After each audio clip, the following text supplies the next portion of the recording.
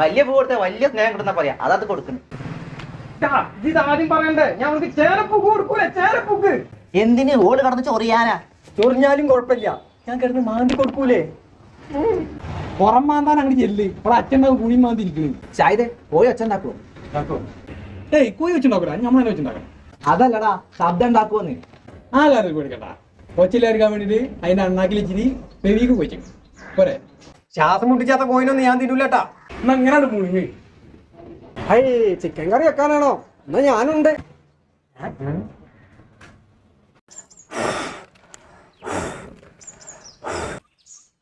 ഊതടാ ഊത്. കൊറേ ദിവസം യൂത്തിന്റെ കാര്യം പറഞ്ഞു ഊതിട്ടാ. എടാ എന്റെ വാപ്പ പഠിപ്പിച്ച ഊത്തതല്ല, ഈ ഊത്തന്നെ ഏൽക്കണില്ല.